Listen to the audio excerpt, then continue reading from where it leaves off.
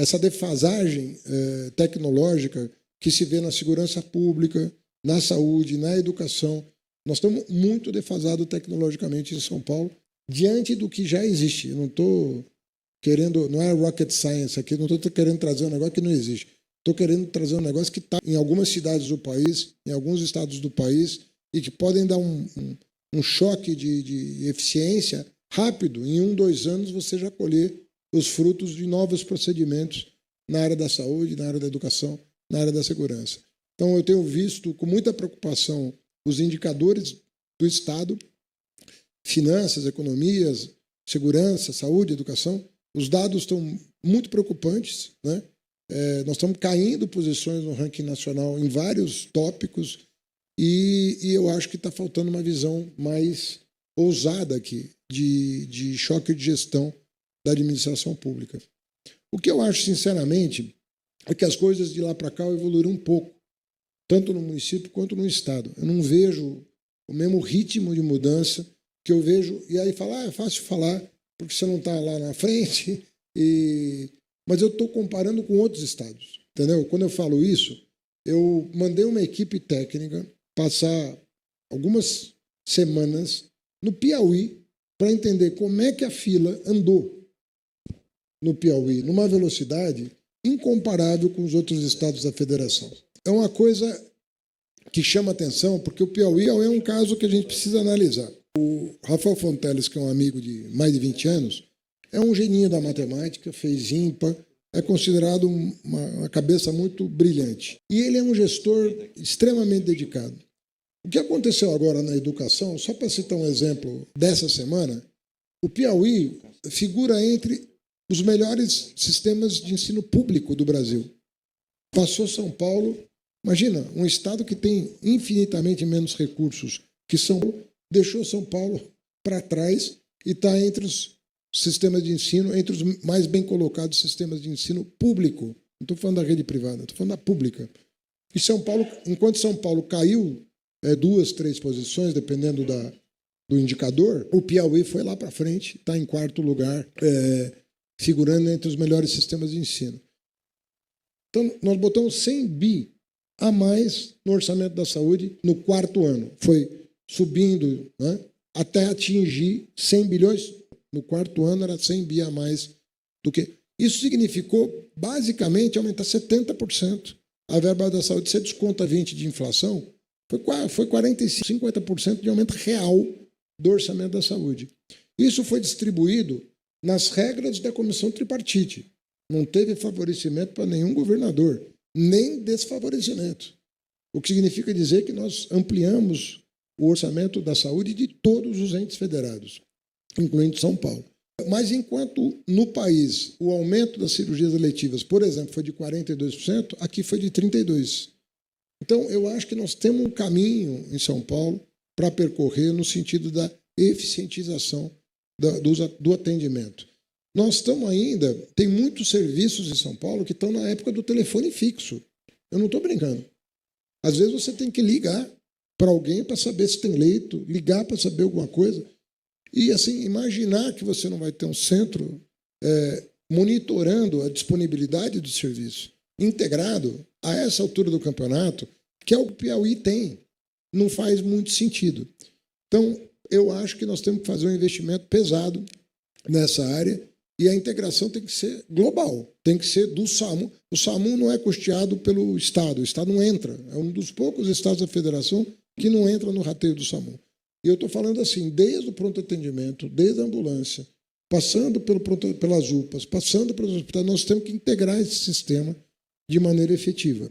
E eu pretendo também fazer uma reformulação da fila no que diz respeito à gravidade e à urgência do atendimento. Nós não temos uma fila tão inteligente quanto podemos ter. Então, tem coisas que estão tramitando, que só vão piorar a comparação que pode ser feita já. Então, eu queria recusar esse tipo de acusação, que o prefeito de São Paulo, o governador de São Paulo tem feito de maneira indevida. Os dados são públicos, eu estou trazendo dados que podem ser consultados em qualquer plataforma, e não é verdade. Ficar repetindo esse tipo de coisa não vai ajudar São Paulo, né? que vai ajudar São Paulo a integrar mais as políticas, a integrar mais com prefeitos, com o governo federal, para tornar mais eficazes as políticas públicas aqui do Estado. De defasagem tecnológica na segurança pública, né? Falta integração de dados, falta transparência, falta uma série de problemas. Tem decisões que foram tomadas que eu efetivamente discordo. Por exemplo, você deixar o livre-arbítrio do policial ligar ou desligar a câmera corporal. Eu acho errado. Eu acho que, enquanto durou o período em que as câmeras ficaram ligadas, você, inclusive, ajudou a proteger o policial. Bom policial se sente protegido com a câmera, porque ele tem ali registrado o que de fato aconteceu. Até para a defesa dele num eventual incidente, ele está protegido. Então, eu acho que a gente tem que colocar esse tipo de tecnologia para funcionar. Os modernos sistemas de segurança, eles têm inteligência por trás da câmera. Então, eles atuam de uma forma completamente diferente da câmera sem inteligência por trás. Então, nós estamos muito defasados. Tentou-se contratar, pelo Muralha Paulista, algumas tecnologias mais atualizadas, mas o programa foi cancelado agora no último ano.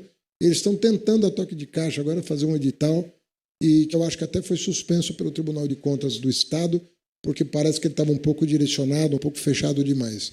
Então, essas coisas, depois de 4 anos, de novo, nós estamos perdendo o bonde da mudança que está acontecendo agora. Nós temos condição de atualizar a tecnologia. Outra coisa importante, você não é bom fazer promessa para a corporação e não cumprir, sabe? Você fala, não, o salário de São Paulo vai estar entre os 10 melhores do país, vai estar entre os 5 melhores do país. Você termina em 23º, a tropa, sabe, não está motivada. Então, eu tenho recebido muitos policiais militares de alta patente, de média patente, o Emílio tem me acompanhado, e a reclamação é recorrente. Então, está havendo um problema. Mas o fato é que você não tem, hoje, por exemplo, prometeu abrir as delegacias de mulher 24 horas. Isso não aconteceu. A mulher ela não é agredida em dia útil pela manhã. Não é assim que funciona a agressão. A agressão em casa, os dois estão em casa, em geral no final de semana.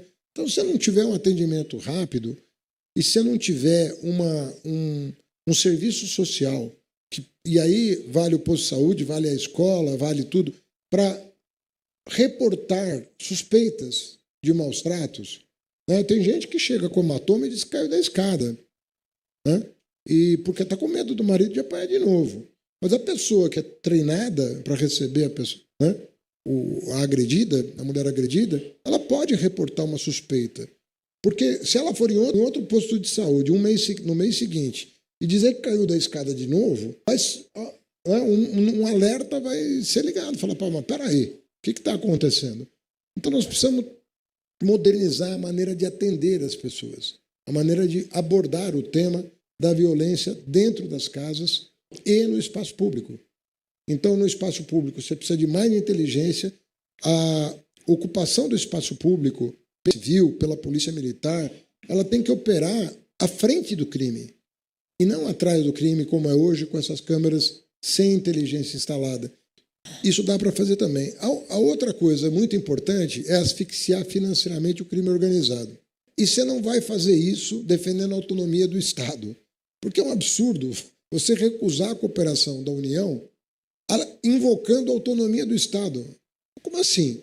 Se a União quer te ajudar e se fazer da cooperação, da troca de dados, da troca de informações, da inteligência compartilhada, uma ação efetiva contra o crime, você vai invocar autonomia para recusar ajuda, ao invés de você fazer uma operação junta como foi a questão da carbono oculto, que vão comemorar o aniversário.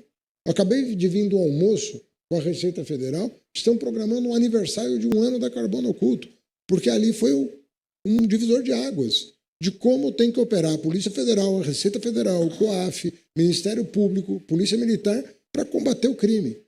Eu sempre digo, o crime organizado só ganha do organizado, o crime organizado não ganha. Então, se a gente se organiza, e para isso o governador tem que puxar para a mesa dele a responsabilidade pela segurança pública, falar, é assunto meu, eu vou fazer. Então, para mim, saúde, educação e segurança é assunto do governador. Não é, você não terceiriza para secretário e depois de 4 anos vê o que está acontecendo. você tem que chamar na tua mesa para fazer acontecer. Senão não acontece, entendeu? Essa que é a verdade. E está com o radar ligado o tempo todo para saber o que tem de mais moderno para ser colocado à disposição da população. Então, eu passei 4 meses conversando com especialistas de todas as áreas para saber o que a gente podia fazer para dinamizar esse tipo de implantação.